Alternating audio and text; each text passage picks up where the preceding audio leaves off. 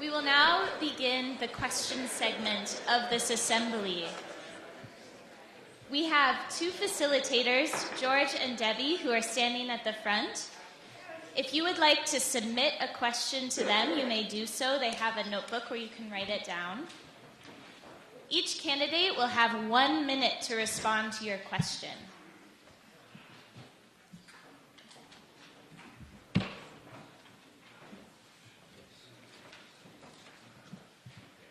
Thank you very much. I just wanted to begin by saying what a wonderful opportunity this is for our community and our area to have all the candidates for this position. So thank you very much.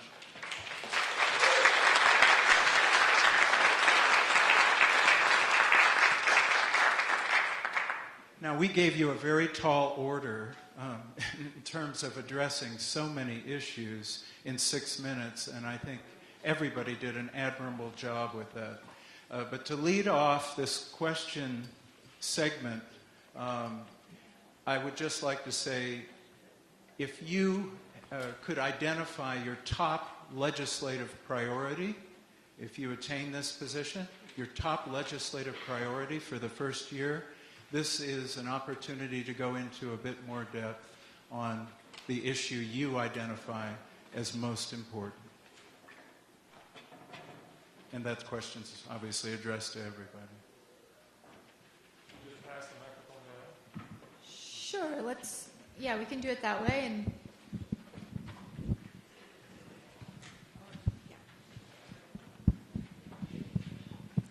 well, because of my background in healthcare, I think that making sure that we preserve the healthcare we already have and hopefully find ways to expand it to all Americans would be my first priority.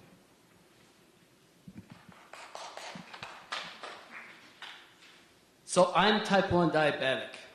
I'm one of the few that do not have health insurance, nor will I go on to the government plan. It's against my principles. With that being said, top 3 legislative items, and there's a whole long list I want to do. One is the complete repeal of Obamacare. All my insulin, all my supplies have doubled, if not tripled, because of that monstrosity. I want to team up with Thomas Massie of Kentucky and Senator Rand Paul in the Senate of Kentucky and push for a complete repeal. Otherwise, the whole thing's going to explode. Second thing is taxes and debt. We hear a lot about 20 trillion in debt, but that's not the actual numbers. It's hundreds of trillions in debt. We need to take a nice, sharp, double-edged bladed axe and cut the debt. I may seem like a broken record here, but I think healthcare absolutely has to be the top priority. Republicans are very interested in lowering costs in healthcare. Democrats are very interested in expanding coverage, and people see those two goals as mutually exclusive. I don't think they necessarily are. I do think there's a balance that needs to be struck there, but one of the things people don't remember is that if you repeal Obamacare and put nothing in its place, then we return to a situation where people who can't afford healthcare, it's not that they don't get healthcare, it's that they seek healthcare in the most expensive and inefficient way possible. They show up in an emergency room and everybody else ends up paying for that. And that sort of creates a de facto warped sort of version of universal care because we're not willing to let people die on the streets if they don't have health care. So what we need to do is create a system that delivers health care efficiently and effectively. And you know, I think single payer is way too expensive, and I think that simply turning it all the way over to market forces and not having any government involvement whatsoever would result in people dying in the streets. I think we need to be able to forge a compromise, and I think health care becomes the top priority of anybody who goes back to Congress. Thanks. Term limits. Term limits. We have a corruption problem in D.C. The number 1 and number 2 campaign contributors are Big Pharma and energy.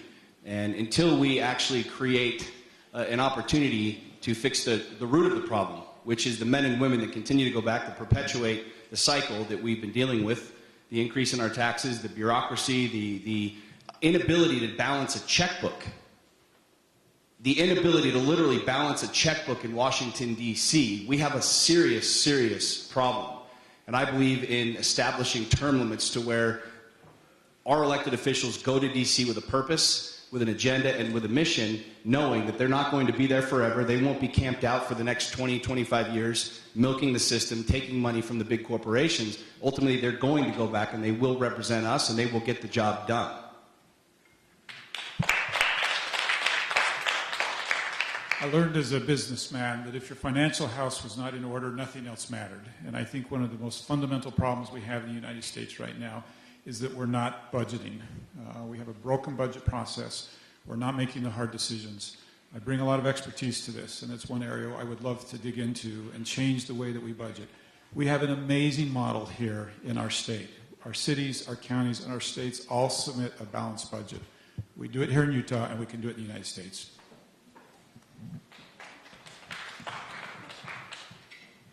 The biggest problem facing America today is $20 trillion in federal debt and $200 trillion in mandated, currently unfunded federal spending. At some point, the chickens of that are coming home to roost, and none of us are going to be healthy in an environment where an economy begins to collapse around a currency that no longer really has any value. So my initial priority in going back to DC would be to drastically cut federal spending. It's got to be cut. It's killing us all.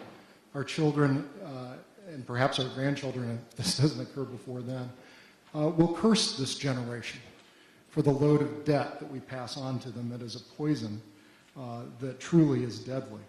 The second quick thing I would say is I disagree with Jim. We don't need to create a system to provide health care. We have a system.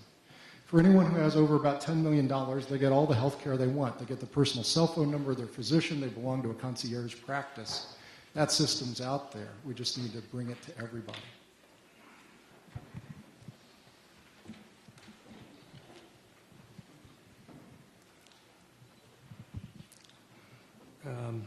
Balancing a budget, definitely. But the one thing that keeps going through my mind is immigration. And you get into legal, illegal immigrant, the illegals that are here, everything that's going on. And going into the lion's den and finding out what's going on, why it's going on, why aren't we, pretty simply is, why aren't they wanting to become citizens, or they are wanting to become citizens, what's stopping them from doing that? Because that's going to create, it's going to create an income. We're going to create taxes from that money, from everybody becoming and being working. Pretty simple for me. That's where I want to start. So I'm going to take kind of a two-pronged approach to this thing. One item that I think is really important to Americans domestically is obviously healthcare. We need a single-payer healthcare system. Two, and I would look at this in our role globally, is putting an end to U.S. war and U.S. imperialism and reducing military spending. Roughly half of our budget in this country goes towards military spending, and that money could be used to provide healthcare and education for our people. So those two items are somewhat related.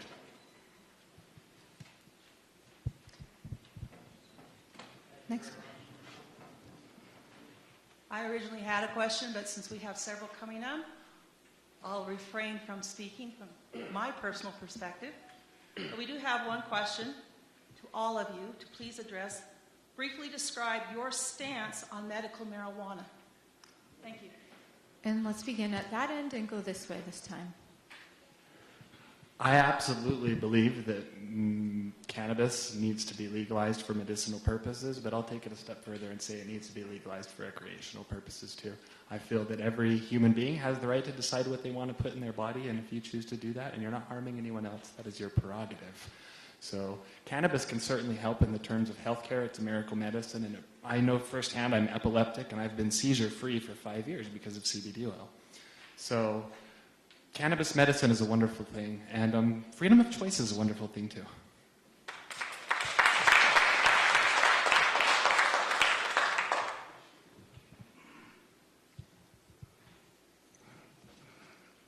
Legalizing marijuana, it can be pros and cons. Yes, it's revenue generating for the state. and it can be a good thing on the medical side. Personal side,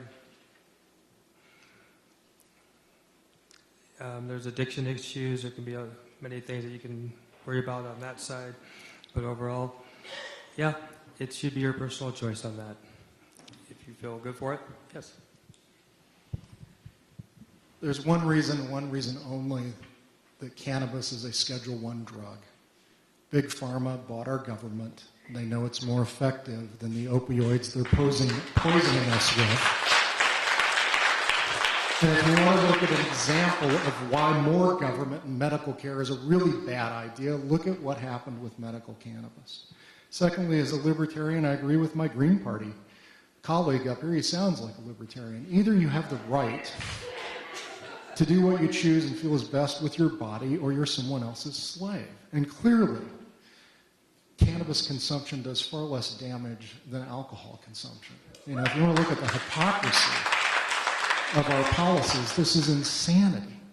And I'll go one step further. We need to immediately free every nonviolent person in a federal cage who is there only because they used a drug.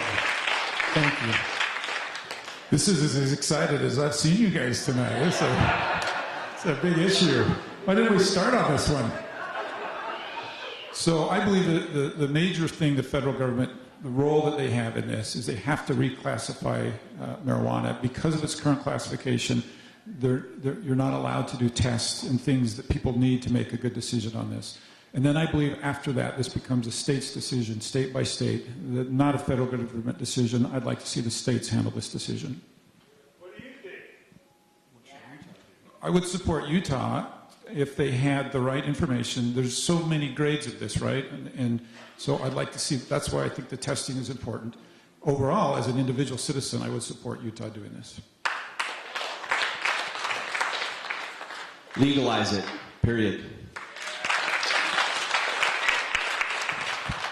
The challenge you have, particularly with the states that have legalized it either for medical purposes or for recreational purposes, is it's still illegal under federal law.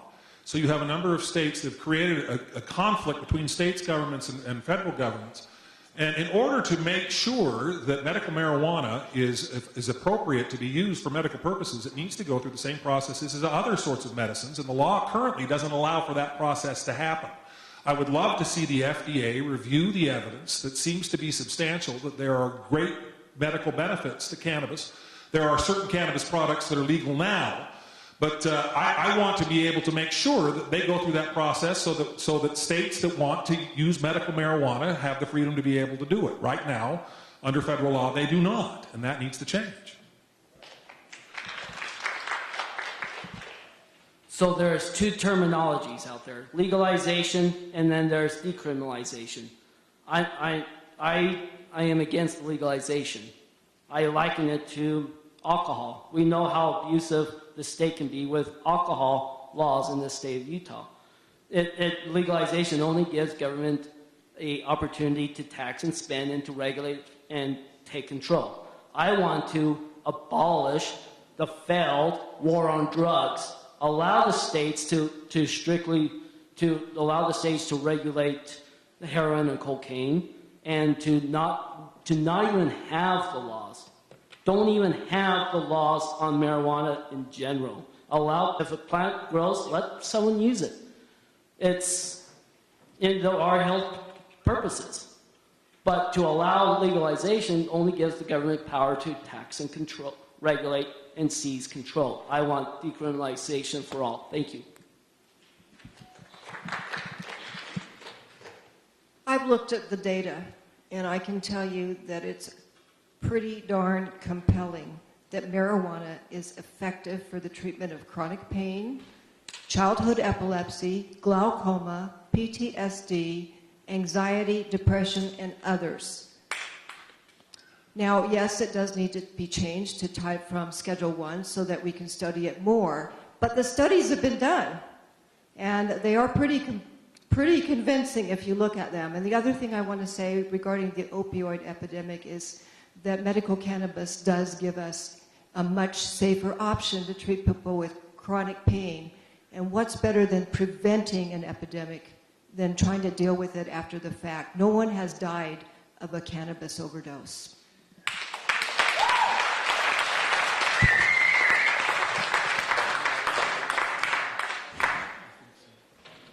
Good evening.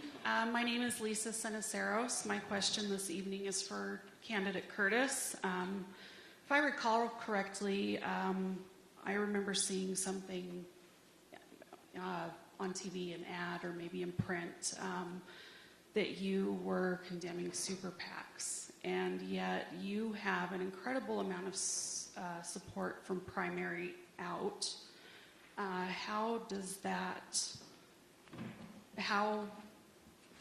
Why have they lent so much support to your campaign? Because from my position, you've completely hijacked the Republican nomination. So I don't even know who Primary Act is. Primary Out. I don't even know who Primary Out is. All right, well, they were putting stuff out there with your name on it, so maybe you need to educate yourself. Okay. So during the last, if those of you who watched the Republican nomination, I had somewhere between $800,000 and $1 million of outside PAC money spent to demonize me. And residents in my district saw flyers come with my face photoshopped and my body photoshopped, and mistruths and half-truths. And of course, that's repulsive. So I'd be happy to look at what you're talking about. Clearly, they haven't donated to my campaign. I don't even know who they are. Well, I would hope a lot of people would support me. They're Democrats. Oh. Do you see why it was a difficult Republican primary?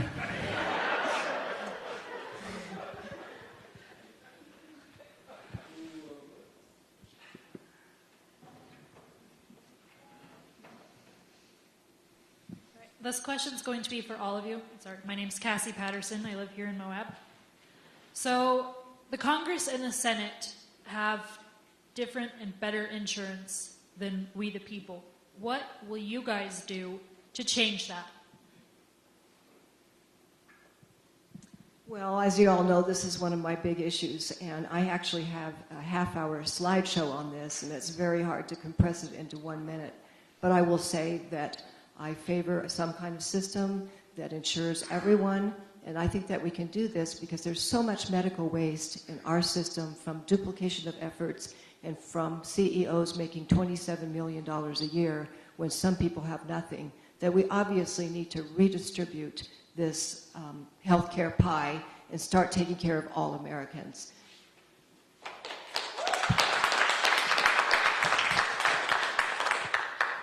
The founders got it right. They served to serve. You don't get paid for service. So as an independent American, I want to help convince my friends on both sides of the aisle to either abolish the special privileges, the health benefits and whatnot, or take a serious pay cut by at least half, if not more, of what they get paid to go back to Washington. In fact, I want to introduce a virtual Congress. So congressmen actually get to stay home in those districts, representing those districts like the founders once did, for next to nothing. We could save a whole lot of money if we applied the money that we pay every representative to the cybersecurity and have a cyber Congress right here at home. Thank you. My father passed away last year of pancreatic cancer and was relying on... I always get frustrated when I see the Facebook memes that talk about the benefits that congressmen have and that they get their salaries for life and they get all of these sorts of things, and so much of it is misinformation. But one of the problems that we have in that regard is that Congress tends to pass health care laws that they exempt themselves from. When they passed the Affordable Care Act, they decided the Affordable Care Act was good enough for everybody else, but it wasn't good enough for them. And I think the first priority, one of the ways you make that happen, is to make sure that whatever comes out of Congress with regard to health care applies to Congress as well as everybody else. I agree on that.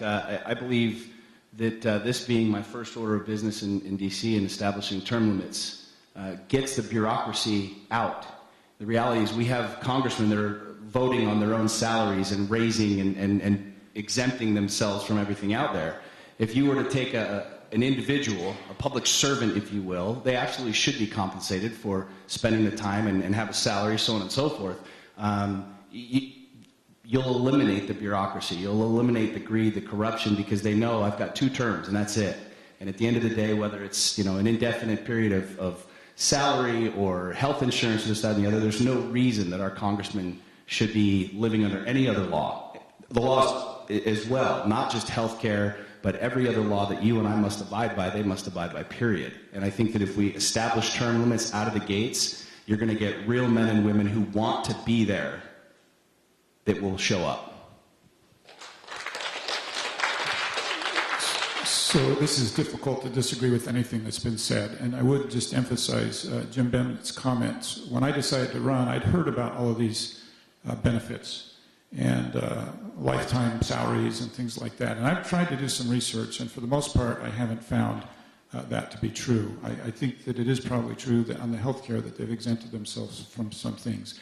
So I think it's important to separate fict from faction, and I do believe under no circumstances should congressmen be putting together rules that they would exempt themselves from and require everybody else to abide by. The fact that Congress exempts itself from its own laws is an indication of exactly what's wrong with America, and it's Republicans and Democrats both. They talk a little different before they get elected, but once they wind up in D.C., and maybe you've noticed this recently with our president even, they start to act a little different than what they promised to do earlier.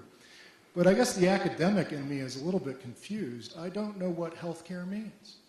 It's like Congress has under Capitol Hill health care, and they can just give it out, and if they'd only do it more fairly, we'd be a lot better off. This is insane. There's no health care the government has to give out. The only thing the government does is pass laws and regulations that interfere with the health insurance marketplace. Your idea of health care, sir, and my idea of health care, and her idea of health care, they're all different. We all seek different things. We drive different kinds of cars. We want different kinds of houses. We want different kinds of doctors. We want different kinds of care. Some of us will put a lot of time and energy into our personal health to be sure we minimize the amount of time we spend with a physician. Others smoke and drink and eat to excess. This is going to, well, and now I'm out of time again. You can tell I'm the college professor. I'll pass this on.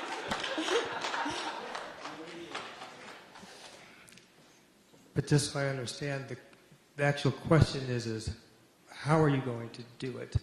I mean, so basically you're going into the lion's den. You're talking to all these 100 and whatever members of Congress. So now you have to go in there. You're either going to mold with them, or you're going to become part of the good old boys club, for lack of words, or you're actually going to make, you're going to have to make enemies somewhere. I don't want to say enemies, but you're going to have some people not like you. I mean, that's the only thing that's going to come down to it. Yeah, we all have different opinions on healthcare, how it should be done, how it should be administered. Understand that. But how is it going to get across to the other side so everybody's coming together to make good decisions for everybody? Maybe it should go to the people, totally different concept, so we decide and we vote out like we vote for our president of the United States. Maybe that's a whole new way of thinking.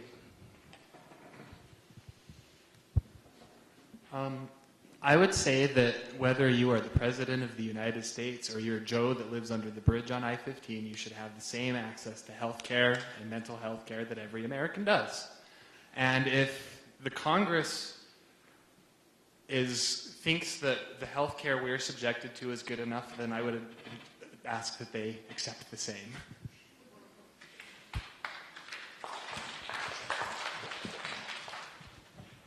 We have several more questions that audience members would like to ask themselves, and then we've got several more that have been submitted to us in writing. This one continues the discussion of health care, which is obviously on a lot of people's minds. And this one's very specific. Do you think that people with pre-existing conditions should have to pay more for their insurance, or should government act to level the playing field?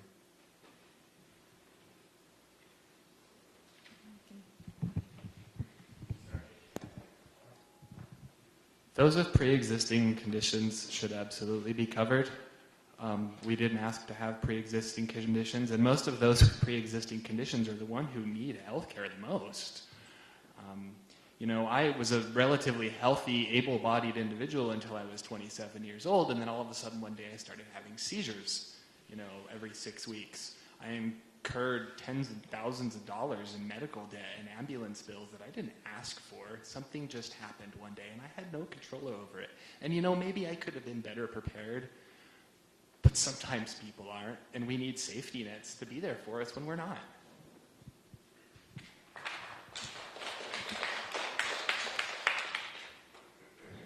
Trying to remember the actual question now. Pre-existing conditions. On a real quick personal note, I'm a cancer victim from stage 3, 4, and coming back and living an amazing life right now. So the idea of getting health insurance on that side, I've been grateful to the healthcare system on the Obamacare system for giving me the opportunity to continue to live and continue to help me out in everything. So my mind gets lost in the idea of redoing the system and creating a better system. How to do that? Yeah, I agree with the idea. So my mind gets lost in the pre-existing. Yeah, help them out. We need to do that.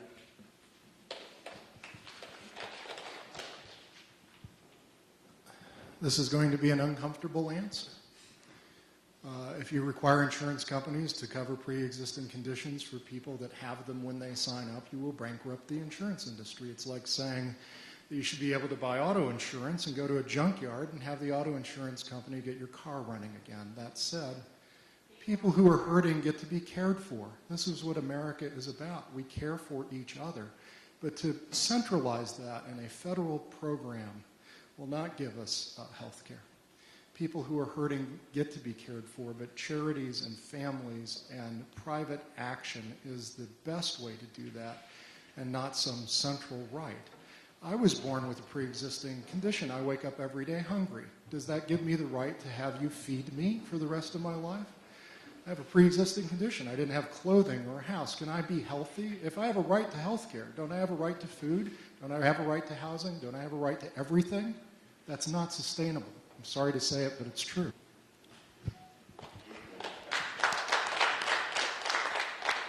I believe the people of Utah and the people of the 3rd District are very compassionate. And I do believe that where indigent care is involved, I believe we're ready to step up and help our neighbors and make sure that those truly in need don't go without.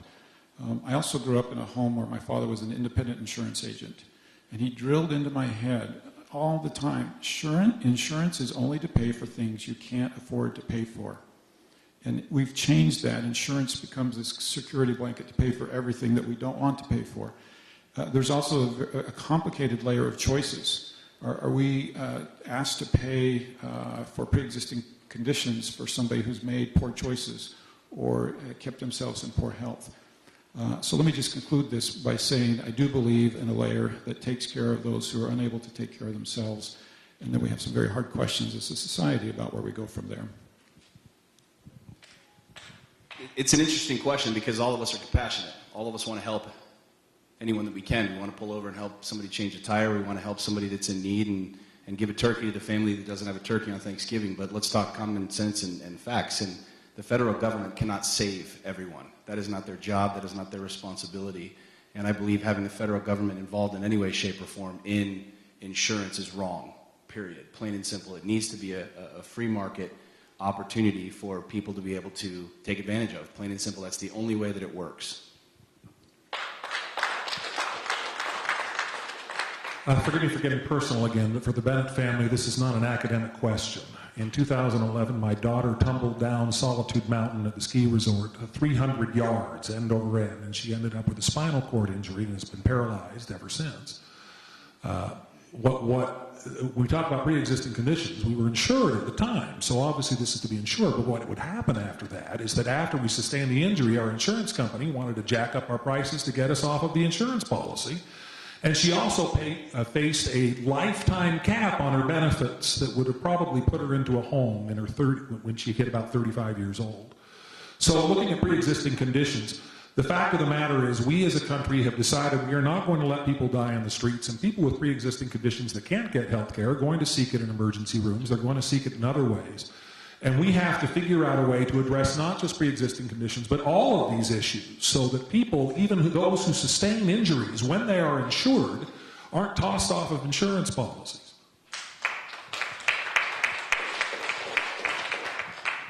So I mentioned once before, I am type 1 diabetic. I've been type 1 diabetic since I was 16 years old, back in '96.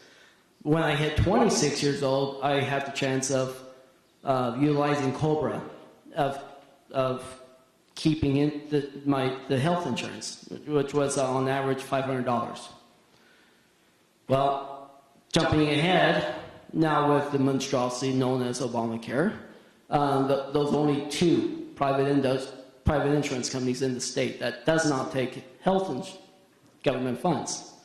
Both are over $1,000, or are well over $1,000. I might as well continue paying the double and triple the cost of my medical supplies than get the insurance. So the better option is to repeal only Obamacare, and then the founders were for free trade amongst all the states. So open up free trade among all 50 states where anyone can shop insurance from wherever they want. Thank you.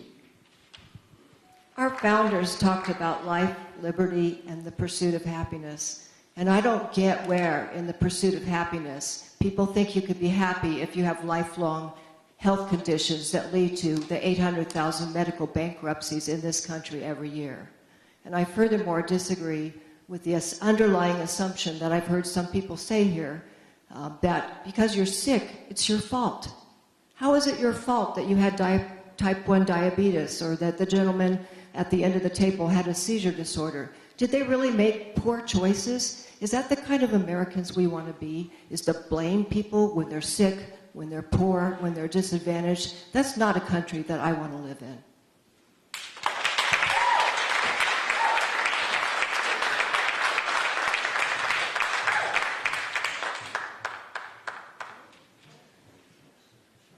Thank you, all of you, for being here and for actually stepping up and being willing to run. It's a brave thing to do, and we all thank you. My name is Marcia Tendick. I'm from Moab. And the one thing that I didn't hear really addressed, I know there was a question about energy, but I feel, I believe the scientists, and I think we are in a climate crisis. And I am very concerned about my grandchildren's future and the next 200, 300 years and what's going to happen. And I'm just wondering how any of you feel that you would address the climate crisis. You have to start out by believing it. I'm a scientist too, and one of the things that I'm running on is the idea that we cannot solve the problems in our society if we don't base solutions on real data and truth. And I think that climate change is a big threat. I'm not a climate denier. And the transition to cleaner energies and away from carbon-based fuels is something that we need to take very seriously. We want our grandchildren to live on a planet that sustains life. And we ought to think about future generations before we deny the evidence.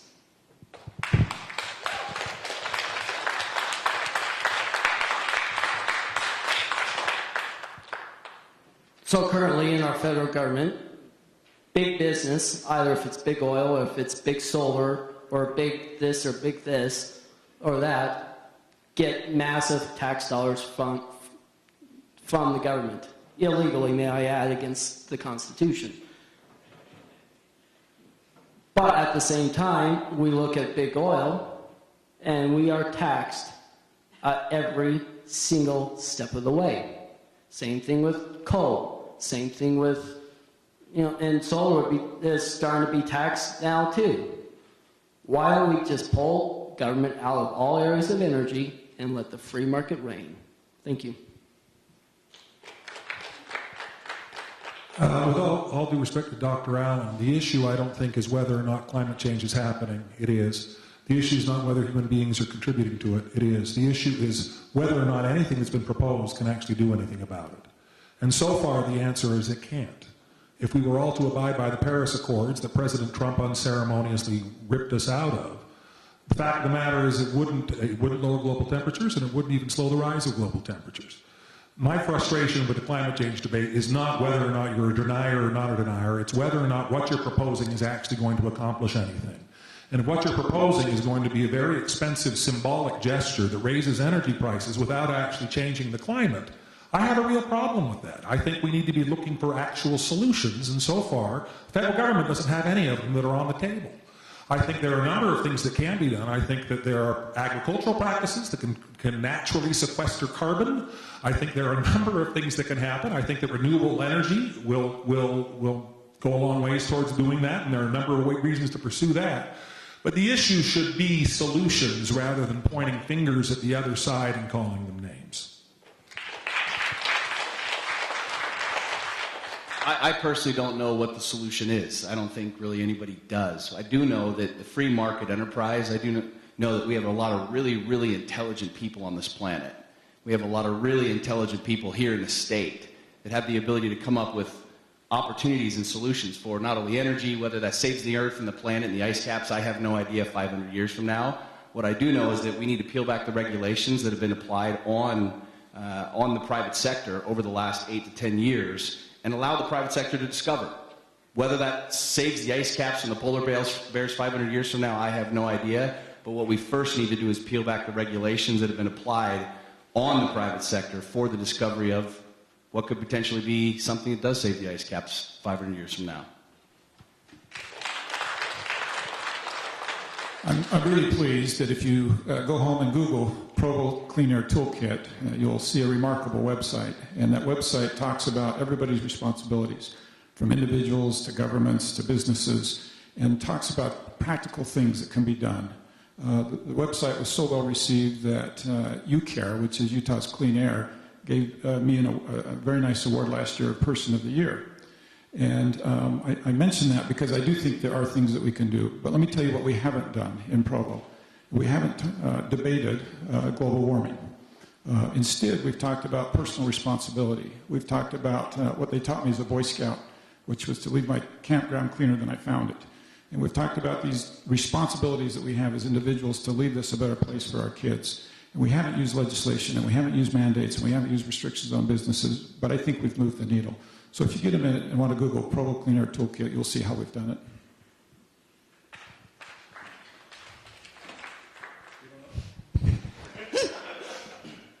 On this one, I think I offer some hope. I'm a futurist. I follow the work of Ray Kurzweil at MIT. Anybody else following Ray? There's one.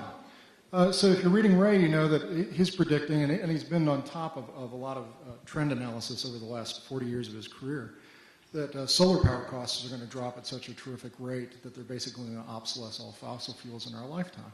That's pretty exciting. I just saw in the news today that solar power this year in 2017 will produce more energy in the United States than all of our nuclear plants combined. I'd also say that our federal government's at fault, because I'm a libertarian, that's what I say. But you remember the BP oil spill in the Gulf? The only reason we had that was our federal government capped the maximum liability for oil exploration. They want to encourage discovery of new oil fields. Nobody would have taken something as risky as the Deepwater Horizon if they knew they would face the full liability of a disaster. It's our federal government that's caused a lot of our problems with pollution. I would also say that the United States government is the biggest single polluter on the planet. Go Google that. I'm out of time again.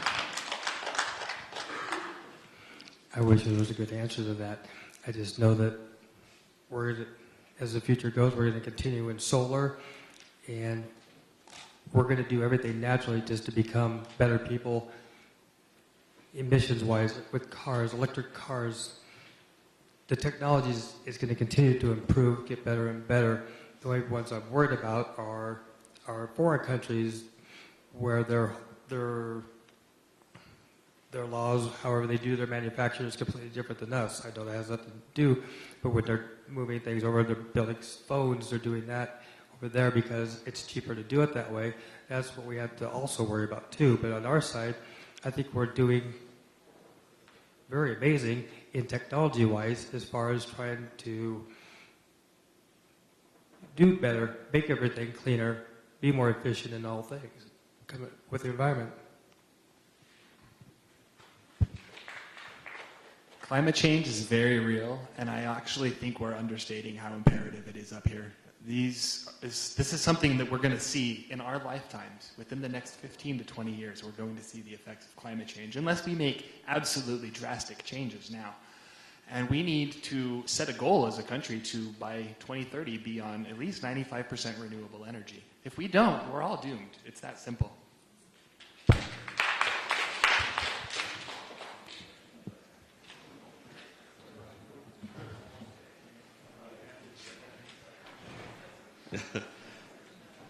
Good evening.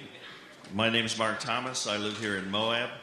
I too appreciate your willingness to serve as public servants and be accountable to the people. So thank you for being here tonight. In addition, I'm a citizen of the United States of America, not just the state of Utah. And so I'm not interested in sending to Washington a representative that's provincial, that will be obstructionist, will want to shut the government down, will want to tear down the system. I'm interested actually in finding someone working within our form of government that wants to get things accomplished for the people, like say maybe removing our tailings dump before the year 2032 that's north of town. So I'd like to ask you, what are the qualities that you bring to the table that would make you effective at governing for the benefit of all of us within the system of government that we have? Thank you.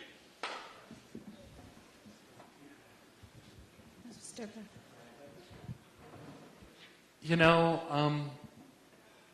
I'm honest. I have integrity. I'm up here and I'm being real with you. I don't want to come up here and put up a front or a facade. I'm going to come up here and I'm going to be the person I am. And I would expect to do the same thing in Washington, D.C. To be myself, to be open-minded, and to be willing to look at things objectively and perhaps even, change my thoughts. I don't know everything. I don't plan to ever know everything. And I'm not perfect. I am open-minded. I am open to change. And I'm willing to admit when I'm wrong. I'm not stubborn. Let's put it that way. Touche, exactly. Round of applause. Yeah, it's as simple as hearing both sides, hearing everybody. I don't know everything either. Not to take your word, but it's exactly that. It's that simple. I want to hear from both sides and do whatever I can. And I was always the quiet guy in the room, but I love to solve problems. I love to analyze everything and come up with the best solution I can for whatever it is. I'm about common sense. I think the greatest benefit I would bring if elected to the United States Congress is what I brought as an educator, which is speaking truth to power and confronting things that are completely broken and out of whack. Our system of government was designed not with three co-equal branches exactly. There was a intent to have a fourth estate, the media, to act as a watchdog over our government. And it's largely abandoned that role.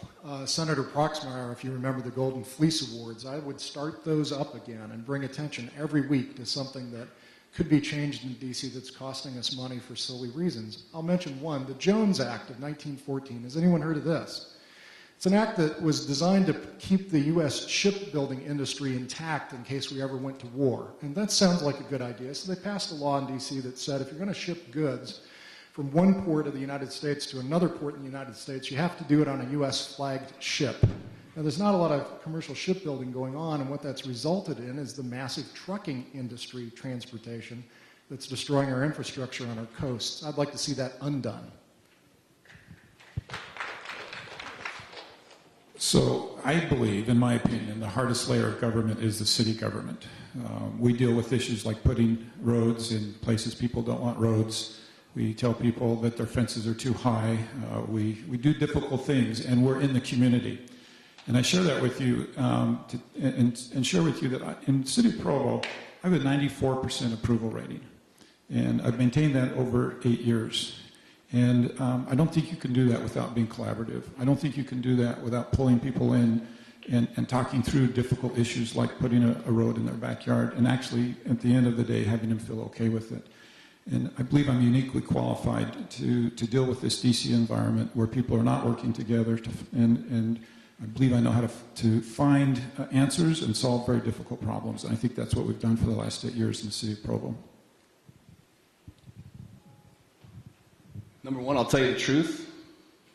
Number two, I'll fight. To be completely candid, we're dealing with a really unique period of time here, and we've got a gushing wound, and we're trying to put Band-Aids on it. And at some point in time, you just got to cut the limb off. And we're dealing right now with a government and a system of this pure corruption. Sometimes you have to fight. Sometimes you have to disagree. You can disagree without being disagreeable. You can realize that there are situations that we're not all going to agree on, but at the end of the day, what's best for the people? And we're not playing that game right now. We're dealing with what's best for the government, what's best for the corporations that support the government, that back the politicians. I will fight for what's best for you and I. I don't plan on going to DC for very long. I want to enact radical change and then leave and let other people carry that torch of change. I've gone through some changes. I've been a Republican for most of my life, and I'm not a Republican anymore because the party of Lincoln and the party of Reagan became the party of Trump, and I didn't want to be part of it anymore. But part of that, I look at Jason Chaffetz, who's vacated this seat, and he, when I was a Republican, he was the rock star of the party. He'd walk on water whenever he'd come to any kind of convention. And then he discovered that when the president of his own party was in charge, it wasn't nearly as much fun. And he'd go to town hall meetings and discover that his constituents wanted him to hold every president accountable, not just Democratic presidents accountable. And I think if we send anybody back to Washington that's a Republican or a Democrat and there's going to be one more log on the fire of the two-party dysfunction, I think we're going to have some serious problems. I think I don't want to blow up the system. I want to be able to make the system work, and I can be an honest broker between the two parties when they recognize that I'm there to find solutions. I'm not there to please a party.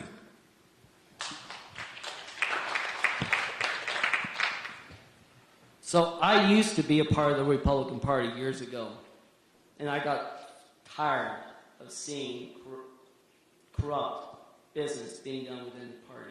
I got tired of seeing people going along, getting along just because the party says so. The party elites say so. We see it so often in the state of Utah. We see it so often in D.C. That is why I'm an independent American. Just like so many Americans are independent thinkers, independent Americans. We know how to stand upon principle. We know how to think for ourselves, just like the founders. John Adams particularly, which I look up to. John Adams pushed for Declaration of Independence. When the vote came in as majority, he fought for unanimous consent. Who does that anymore? I am a full believer of e pluribus unum. United as one.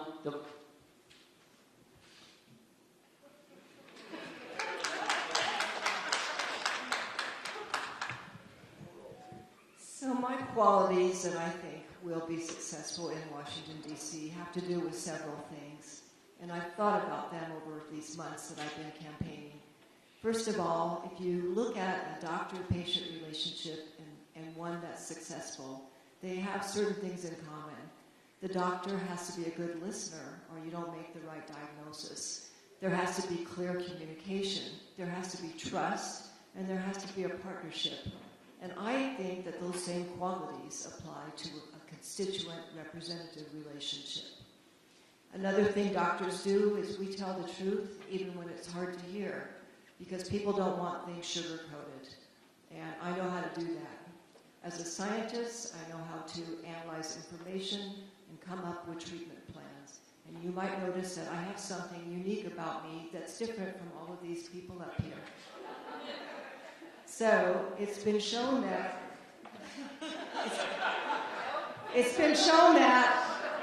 you need about 3 women in a group of 10 to break the group think. I think we need more women in Congress, and I think we need more people in science as well.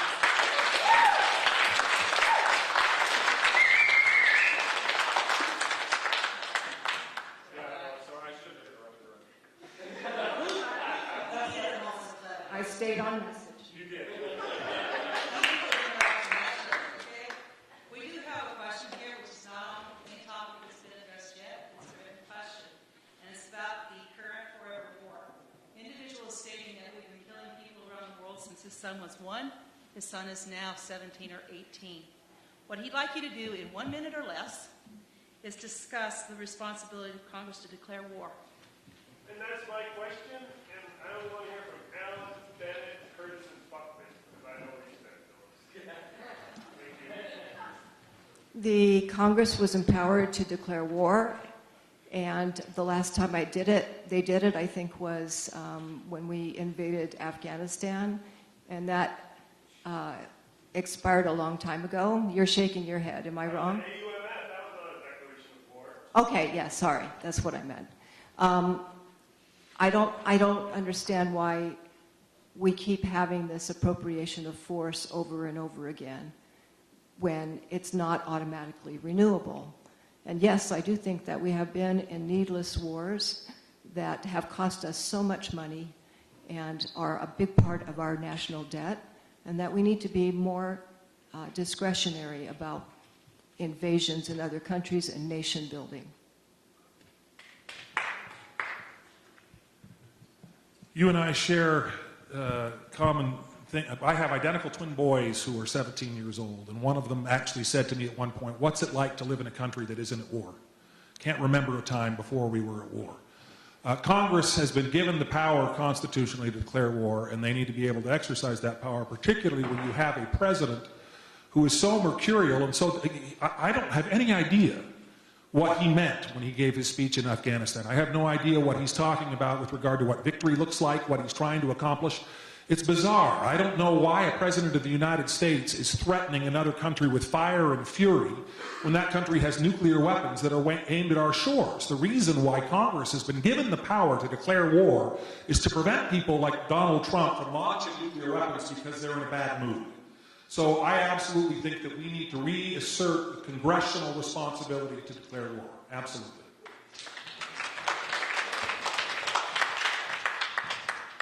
I was born in 1960, and I remember clearly my mother at one point taking me and sitting me up on top of the refrigerator, I don't know why I remember this, and talking to me about the draft.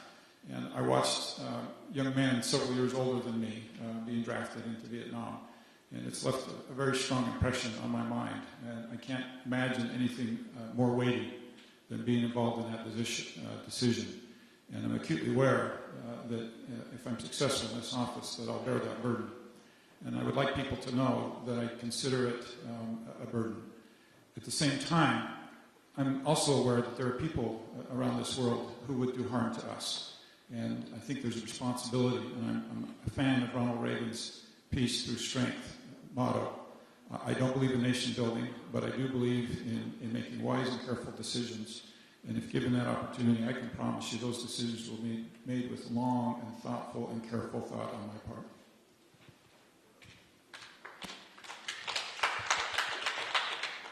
Congress has abandoned its constitutional authority to declare war, its responsibility. And they've abandoned a lot of other responsibilities to independent federal regulatory agencies, which make law. We call them regulations.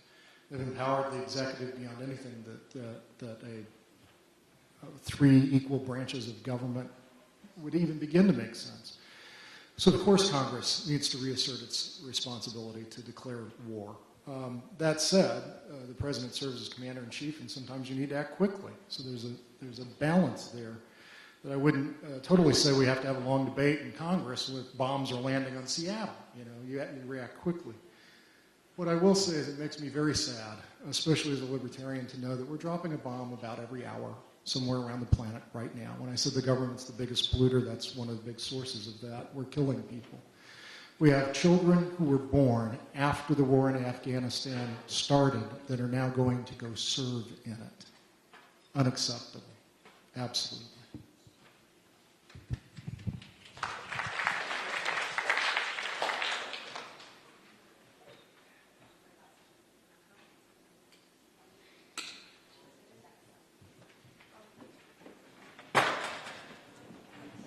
We're just conferring about how many questions we have left, noticing the hour. We will take a few more questions that we have, and then we will wrap up the evening. I didn't intend to ask a question tonight, or I wouldn't have worn my public radio t-shirt.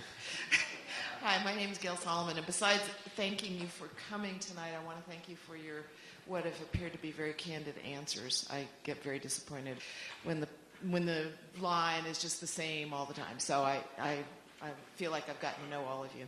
I'm very disheartened by the way our leaders are elected.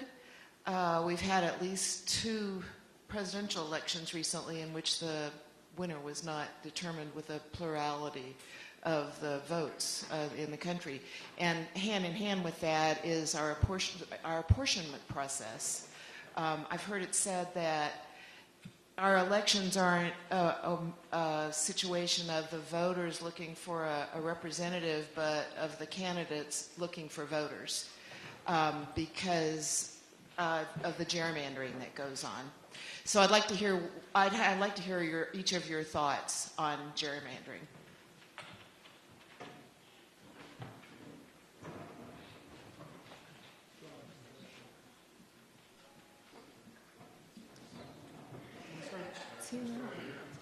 Yeah, we can start here. That's fine.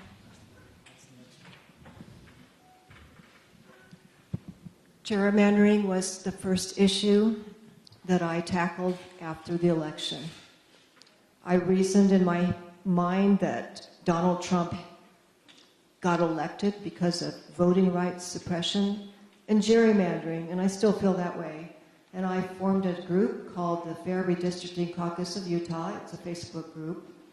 And I also was one of the founding members of another group that's looking at a lawsuit similar to that of Wisconsin, which looks at Utah's partisan gerrymander, so that we can also bring a lawsuit when the time is ripe. And as some of you might know, Wisconsin is scheduled to have their case heard this fall by the Supreme Court. It's been accepted. And we want to be ready, because you're right. It's one person, one vote, and a lot of our voices have been put on mute from the way our state is gerrymandered. I call it drawn and quartered.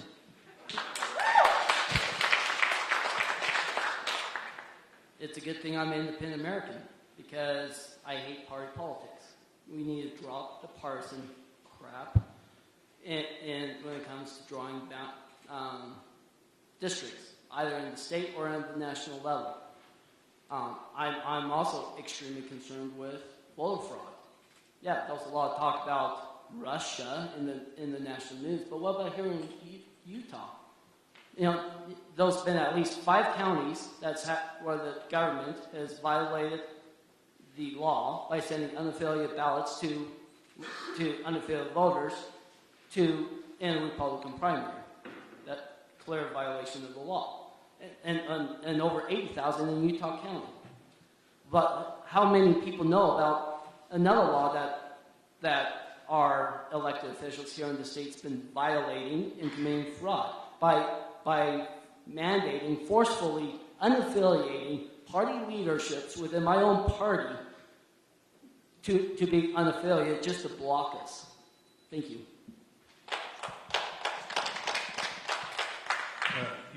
You raise an issue here, which is interesting because it's the first time it's affected me personally. This is the first election I've run where I haven't been a registered Republican, where I voted where I haven't been a registered Republican. I was astonished to receive a letter from the Salt Lake County clerk saying, "Are you sure you wouldn't like to register as a Republican? Because that's the only place where the election's actually going to be happening." So that's really frustrating. The United Utah Party that I represent was founded by Dr. Richard Davis of Brigham Young University, who was the leader of the Utah County Democrats And by myself, I was hired as the first executive director, and I've been a Republican all of my life. And one of the most prominent issues that Dr. Davis had brought up in this is the idea of an independent redistricting commission. The idea that we need to give the power to draw congressional districts, take it out of the hands of the people who are most interested in carving it up. The reason we have such strange districts here is everybody kept trying to get rid of Jim Matheson for so many years. It didn't work. But that's why we have all these bizarre lines in Utah. I think it may require a constitutional amendment to do, but the idea of an independent redistricting commission is an idea whose time has come. This to me is why term limits is so crucial and so important, is if you know that you're good at go, you don't have any interest in the corruption. And this is why, to me, term limits solve so many problems across the board in our federal government, is knowing that you have an individual who's going to serve for a period of time and come home. And there's no need for the corruption. There's no need to manipulate the system for an indefinite period of time. So for me, it's term limits. It solves this problem.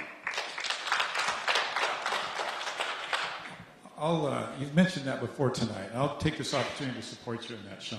I actually agree with you. I'd also like to take this opportunity to make a point. As an elected official for the last 8 years, I've observed something that I'm not sure we're all in tune with.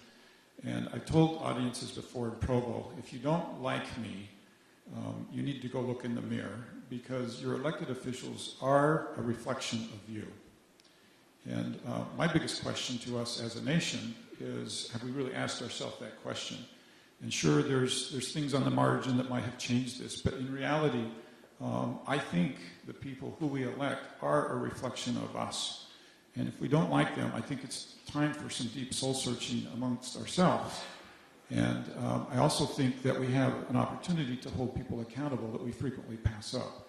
And the system only works if we hold these elected officials accountable when it comes time for re-election. I agree with Mayor Cruz on this unreservedly, unequivocally. Throw them all out and put all libertarians in there. I think that was your analysis last fall when you didn't vote for either of the two old parties' candidates for president, right? Yeah, exactly. So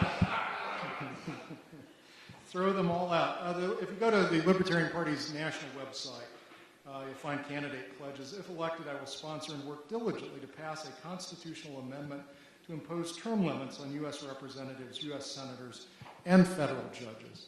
The other thing I would say is that we kind of had that problem playing out in the Republican Party. You represent about 43% of the Republican voters in this district, I think, and your two opponents had 57%. So you're kind of like Donald Trump in that regard.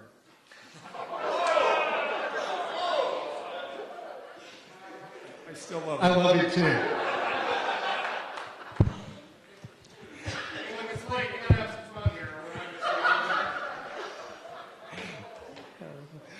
Oh, shoot. How everything was divided up. Oh, go back into the history. We're a reflection of you. It's just that simple. Term limits, absolute. If you keep us there, as Mayor Chris is saying, there's a reason why you're there. It's for you. We're doing what you want us to do. We keep doing that. As far as anything negative, redoing districts, redoing anything like that, it's how, why. I don't know how to say it, why to say it, so I'll go from there. To be honest, I believe that gerrymandering is kind of a product of the duopoly stranglehold. And we have gerrymandering because we have a two-party system. And people are often voting against the other side, not necessarily voting for their side. And this two-party system allows the boundaries to be redrawn to better benefit the other side. I'm a proponent of a system in this country where we have proportional representation, where the people who are elected are roughly proportionate to the people who elected them. The current system we have now does not facilitate that at all. And I think if we had proportional representation systems in America, we wouldn't see the gerrymandering that we see, because we would see fair elections.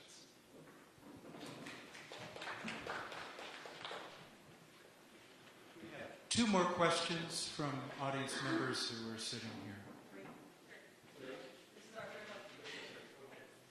I want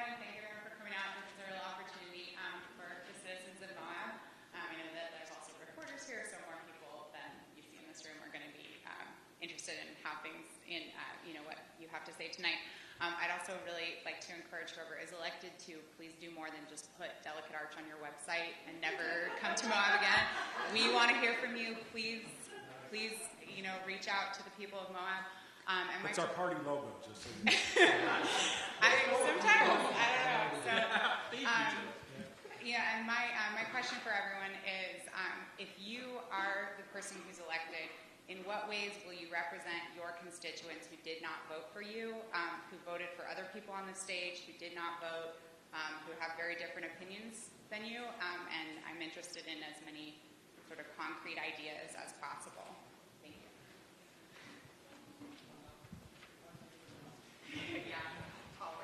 So I got to tell you, I believe that the greatest perspective can be gained by speaking to the other side, by speaking to those who disagree with you.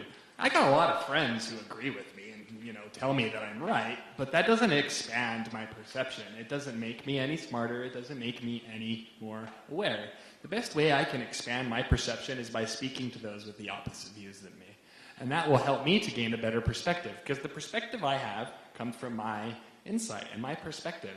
And it's hard for me to sometimes see other people's perspectives. And I think one of the most important things for any politician is to try to see that perspective from the other side, because that's going to give you more insight into yourself and more insight into society. And overall, it will make you a better person, not just a better politician.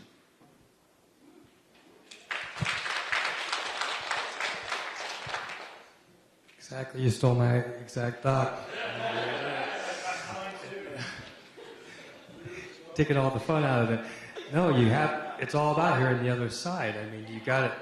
Then how will you seek out those voices if you find them valuable?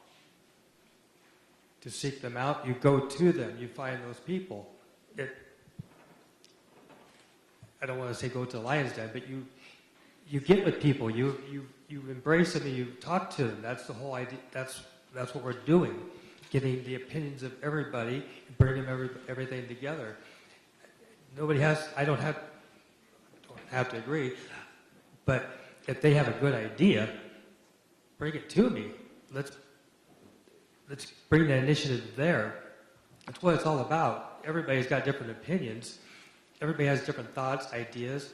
Bring everything together to the table. That's what makes us who we are. I mean, there's nothing more important than that. 2 hours ago I shared about the principles which drive me as a libertarian. Non-initiation of aggression and self-ownership.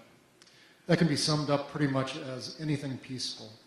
So I'm about partnering with and listening to people who advocate for social change through education, persuasion, and peaceful means. For those constituents who might want to initiate violence or call for violent acts, I'm not going to represent them very well. I think I've thrown out the principles that are core of who I am.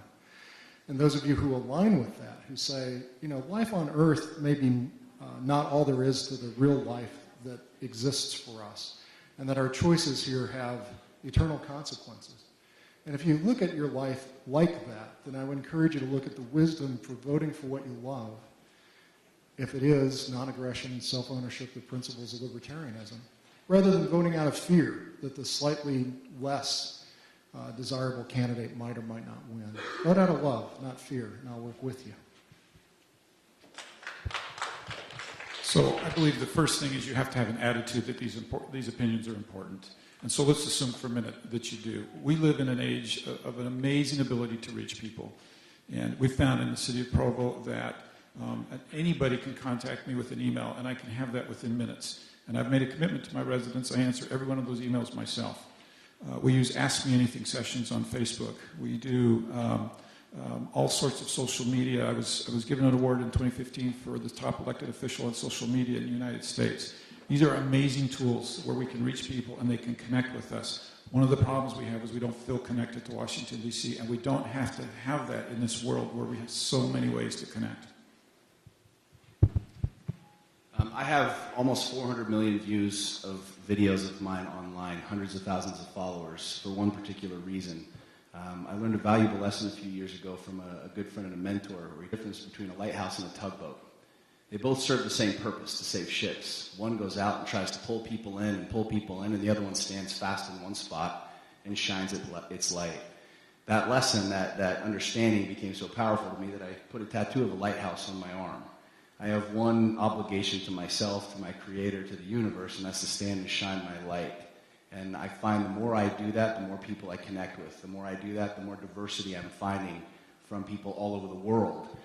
Not only with political messages, but with life messages, with messages about, scarcity and divorce and bankruptcy and everything. And so I truly believe what makes me fit for this is I'll stand in one spot, shine my light, and not be out trying to save every single person, but illuminate the people around me.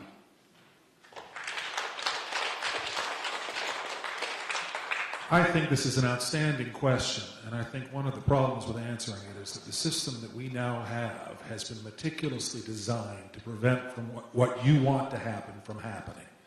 Because a number of the people that voted for either one of the two major parties voted on the principle that I described in my opening speech, where I talked about the bats that were flying out of Tanner Range, the idea that there's something impure or something wrong about talking to the people on the other side. And so anybody that goes back there, as a Republican or a Democrat, is going to go back there trying to represent constituents who don't want them to talk to people on the other side. So what I can offer this is that I can actually be an honest broker between both sides, because I'm not interested in pleasing either one of the major parties.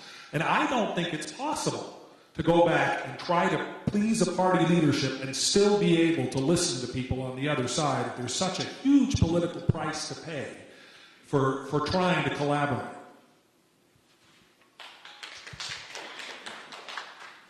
The Independent American Party is the party of solutions. And I mentioned it once before. I have a revolutionary idea to craft legislation to form a virtual Congress. We live in the 21st century where we have Skype and all kinds of very technical means of communicating with one another. We could have, with the proper security in check, have a virtual Congress, so which leaving myself or any one of the Congress, the People's Congress, able to stay home and travel the district and to meet all the people. A lot more time, a lot more money being saved, and a lot more efficient, a lot easier to rip out the corruption in Washington, D.C. Thank you.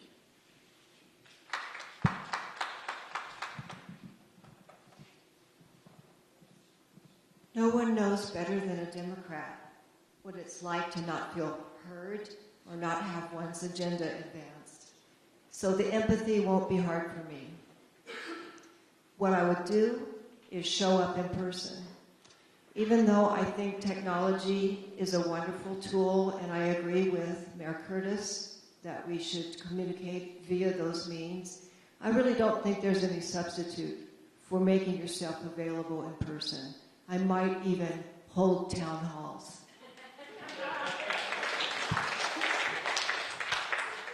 We have just 3 questions left, so if you'll bear with us for the rest of the evening. Okay. My name is Shay Reisenhuber. I live in Moab. I have my whole life. Until a couple questions ago, Mr. Whalen is the only one that has touched on this. This is kind of a 2-part question. First question is, do you support term limits? And to follow that question is, how will you gain the support? Because if you go in there, I'm seeing that if somebody walked up to me and said, hey, will you agree to lose your job in a couple years? I'd be like, no. So how are you going to gain support to enforce the term limits? Well, I'm 64, so I think my life expectancy will take care of my term limits. But I'm actually kind of torn on this issue. I go back and forth between thinking that term limits will get rid of career politicians versus losing expertise and feeling like Congress probably is a long learning curve. And by the time you finally figure out how to exert your influence, maybe your term's up. So I actually have not made up my mind on this issue. This may not be popular, but how's mandatory term limits benefiting the state of California? Are they less debt or massive in debt?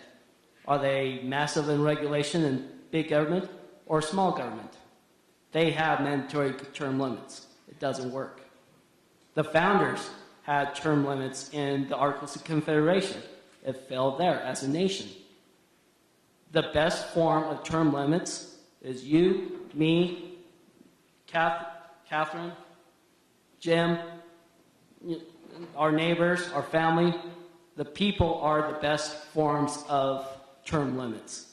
And we have to stop the vote fraud that's taking place in our country, national and local. Thank you.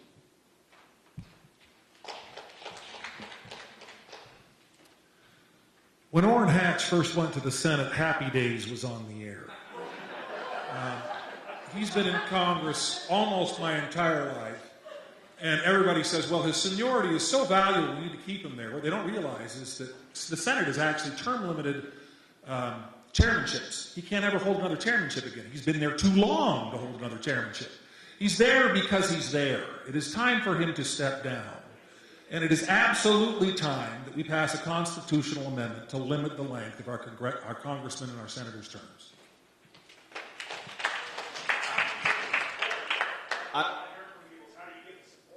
I've actually been very clear, and I'll tell you how you get the support. This right here. This little device here is changing the world. Whether you want to believe it or not, want to get on the bandwagon or not, it doesn't really matter. I've seen messages shared that have reached 15, 20 million people in 24 hours. And I think what most Americans believe is that the term limit proposal is very justified. It's very worthy, and it will ultimately fix a lot of the problems. And what happens with this nowadays, with our millennial generation, our Generation X, whoever you want to talk about, this is where we do everything. We get our news here, we communicate here, we order our pizza here, we do everything here.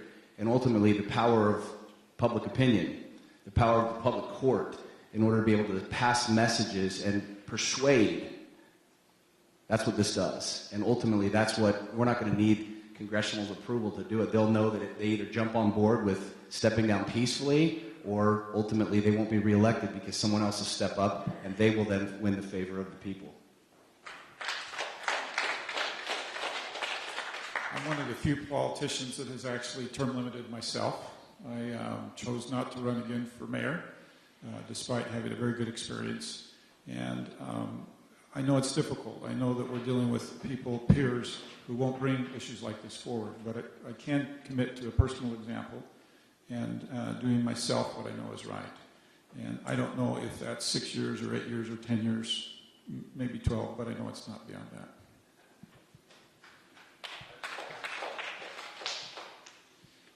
You know, chances are Dr. Allen or Mayor Curtis will be the next representative for y'all down here in Moab. Odds are. Maybe Sean will pull something out crazy. Maybe you'll decide it's time to throw a libertarian in there, or throw them all out, and then we would have term limits. That's a part of the platform of the party. But your question is fascinating because you say, how do you go to somebody and tell them, dude, you're out of a job? When did becoming a representative of the people in Congress become a job? And why are so many of them multimillionaires from their public service? I think we get the phone out, we get the media out, and we expose the corruption that's at the heart of an awful lot of our in-name-only representatives who are there for their own financial benefit, and maybe we could turn it around. The other thing I'd say is if you elect either the two old parties, that's T-O-O old, T-W-O old parties, the Democrats, the Republicans, either one of them is going to be under tremendous pressure the day they get to D.C. to start running for re-election, raising money for 2018. Look at putting a third-party person in there, me.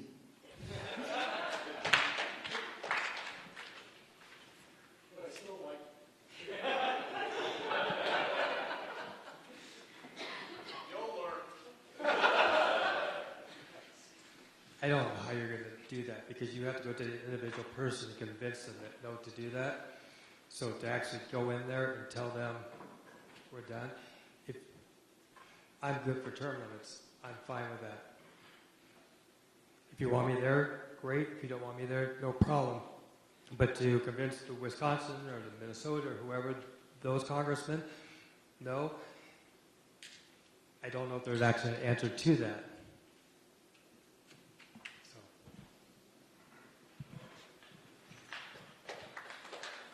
So we absolutely need term limits.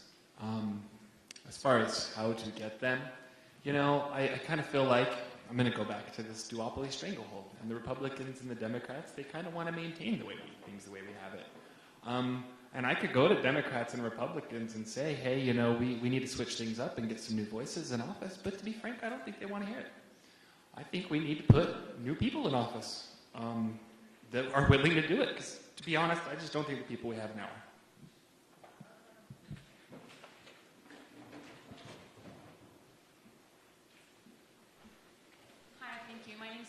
And I was born and raised in Monticello, Utah. My husband and I moved back to Monticello to raise our kids there.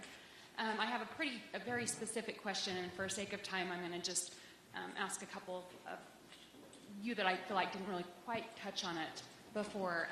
So this is directed to Mr. Curtis, and I'd also like Mr. Whalen's opinion on the Bears Ears, and specifically the Antiquities Act. What your opinions are on both of those issues.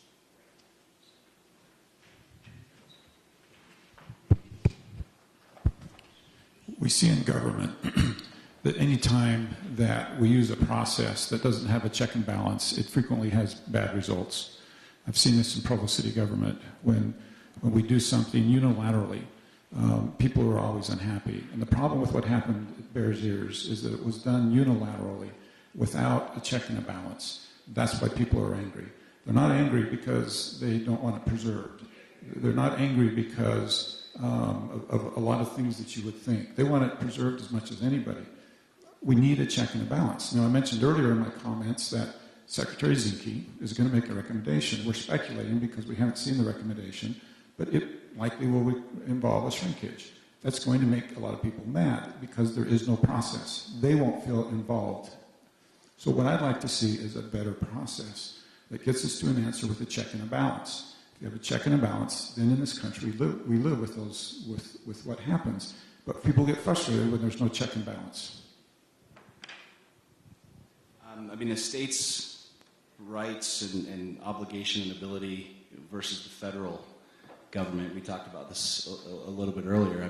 I am for turning as many responsibilities, decisions, opportunities over to the states as possible. And I think any other involvement of the federal government is just, it's not necessary.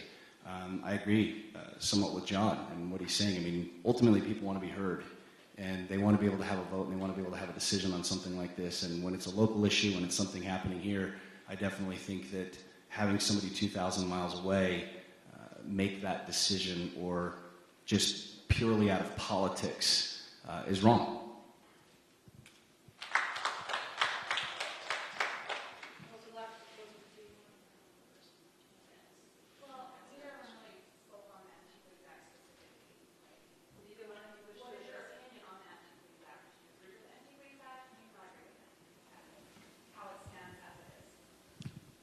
I thought I answered that. The problem with the Antiquities Act is it allows a unilateral decision without a check and a balance. That to me is wrong. So I believe there's a place for an emergency, for what the Antiquities Act was created for, right? For an emergency. And that's not how the Antiquities Act is being used. So I'm okay with what it was created for, but I do believe in how it's being used, that it needs a balance. It definitely needs to be changed. To what the perfect solution is, I don't know. I would candidly like to cast my conversations out to more people to figure out what the perfect solution would be for that. I don't have that, to be completely candid, but it absolutely needs to be updated and changed.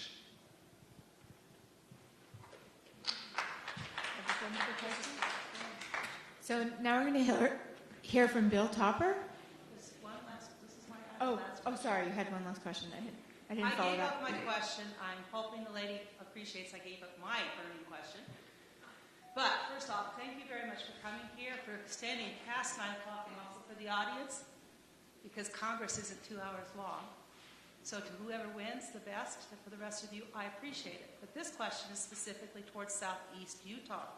And she wants you to address, in a minute or less, transportation issues, public, private, whatever, for Southeast Utah and the issues that we face here.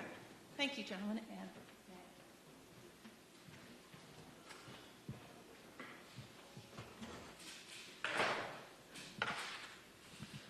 That is a very good question. You know, it's really important in this country that we have thriving public transportation systems everywhere, not just in metropolitan areas. This is going to be very important to weaning off of fossil fuels and fighting climate change. You know, to be perfectly honest, I've never really thought about how public transit works in a place like this. And that's a very good question because, you know what? That's a piece of the puzzle that needs to fall into the place to fight climate change and to wean off of fossil fuels. We need to look at public transportation nationwide, everywhere. And I'd be open to exploring that possibility.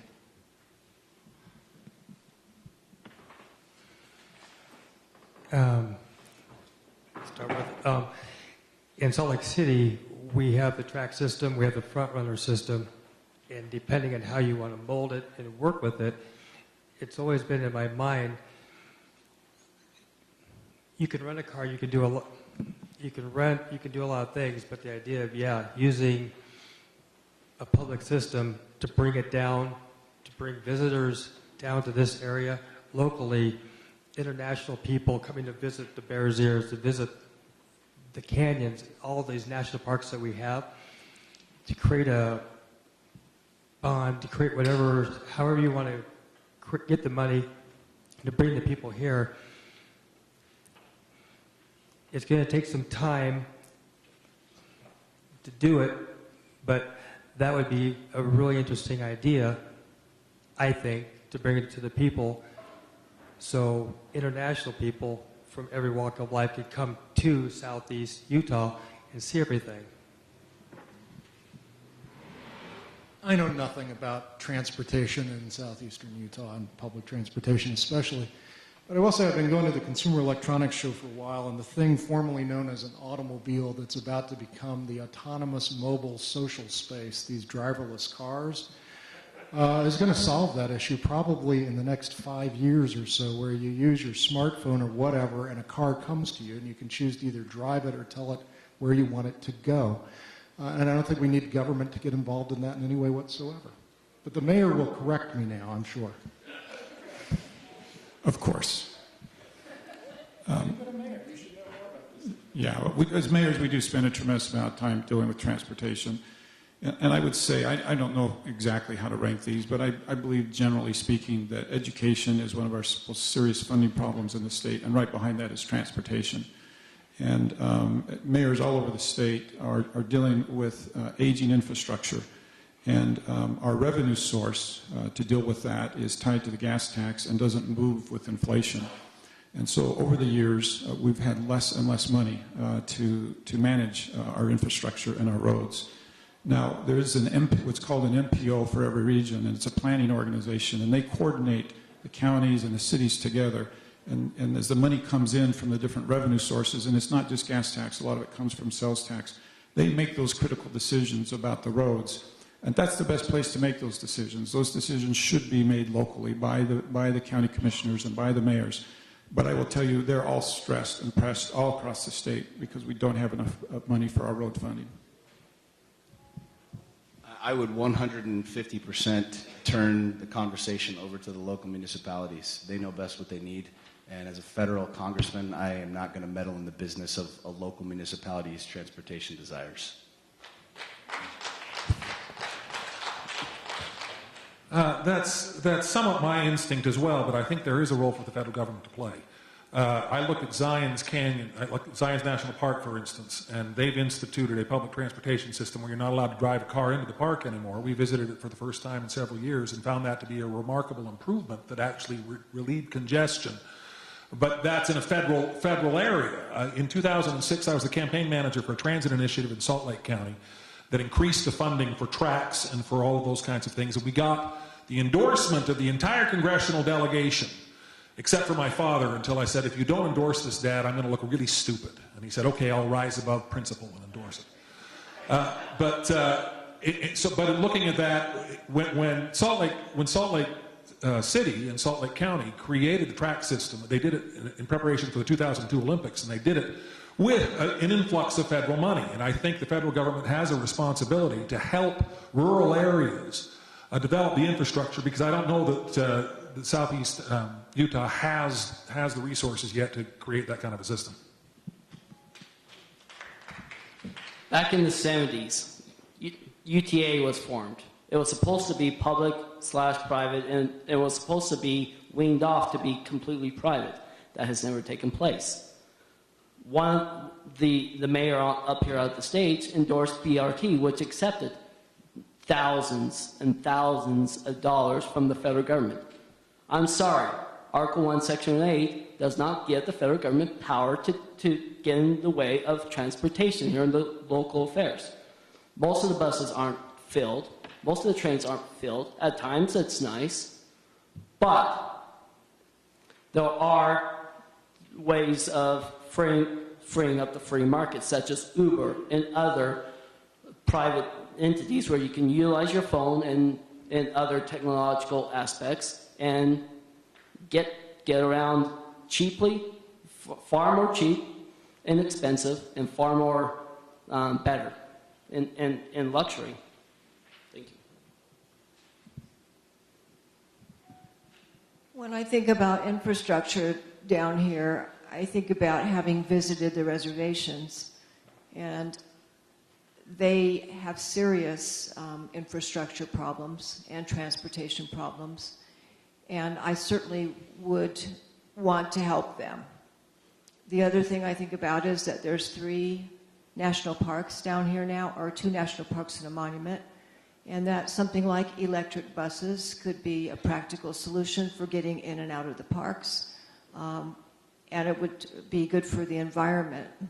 As far as a long-range solution to the commute between Salt Lake City and the Four Corners area, it can be a dangerous commute on 6, and it'd be neat to have some other solution like a Hyperloop or something future-oriented to get us down here quicker so we can enjoy this beautiful country. And thank you.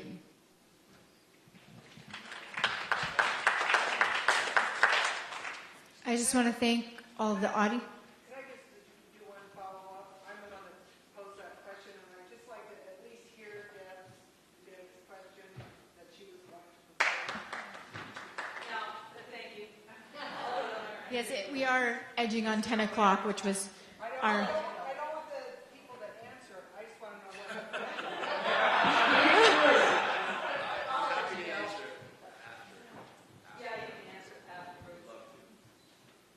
Well, I want to thank all of the audience members for participating and making this a lively and engaging discussion. And Bill Topper, who's one of our organizers, wanted to make a couple of remarks before we close. First of all, just a note, this was recorded, so we'll try to make it available in the library and online so that tell people about it, because I think they'll benefit from it.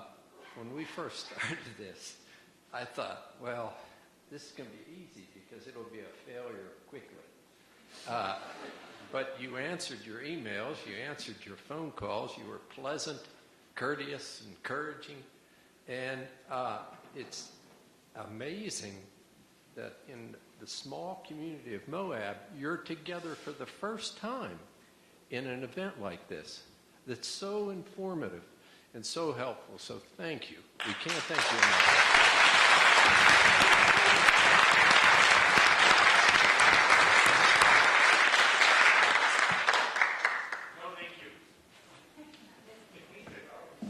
So thank you all for coming, and that ends our program for tonight.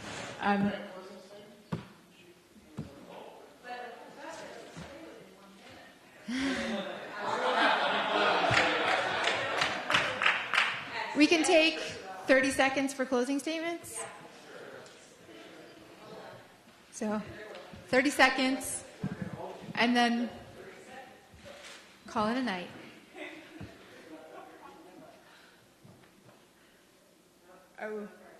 Okay. I think that I offer something different than what we've had in our state. I'm a science-based, caring, compassionate physician, and I very much want to be your voice in Congress, and I hope that I can earn your respect and your vote in the coming months.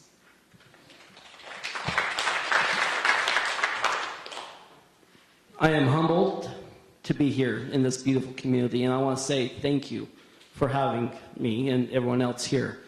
I think it's about time that we put an end to the one-party Republican-Democrat system in the state of Utah and the nation, and let us rise together as one, for divided we fall as independent Americans. Thank you. I'm very grateful for the opportunity to meet all of the fine people on this stage and for the opportunity to have been here visiting with you. Thank you very much, and drive home safely. Life is absolutely brilliant. We have breath in our lungs right now. We can see what we're seeing. We can experience what we're experiencing. There's a lot of turmoil being peddled to us right now, but life is absolutely brilliant. It's absolutely fantastic. We have freedoms that are not enjoyed by very many other people around the world, and for that I am grateful. I'm grateful for you, and I'm excited to head to D.C. I always regret that so much of the time in an environment like this is spent on positions, and we don't get to know character and personalities as well as I think would be helpful. I would hope you'd take a minute and look at what I've done in my professional life and as mayor. Innovation, hard work, constituent outreach are things I think that you'll see a strong character trait with me, and I hope you'll take a look and look closer. Thank you. You know, I love this. I love Moab. Any excuse to come here. I came yesterday. I spent last night looking at the Milky Way down by the river. Yes, I'm in a van down by the river. I love meeting these fine candidates for federal office. You know, you don't just put yourself out there. In some ways, you put your whole family out there.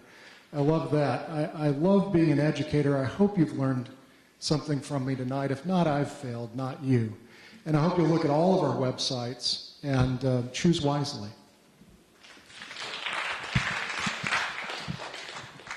Say, I came down earlier today just to go walk around in the arches and see everything. It was amazing to have my phone with me and to only use it to take pictures. There was no service. It was just a God's country. Moab is a beautiful place. It was wonderful to meet people. Well, just to watch people and enjoy their company, their time, and their smiles, and to meet all the different candidates, and all the different opinions and the thoughts and the views that they have. I just want to thank you for this opportunity I had to come and visit with you guys. Yeah, thank you very much for having me. This has really been a lot of fun, and I've learned a lot. It's really exciting to be here, and I'm really thrilled to be here. I would encourage you all to please go to our website, greenpartyutah.com, and learn more about the Green Party. And one more thing, I have a petition here. We're trying to petition to become a qualified political party in the state of Utah. We need 2,000 petition signatures. I would really appreciate it if you would all come sign my petition, please. Thank you.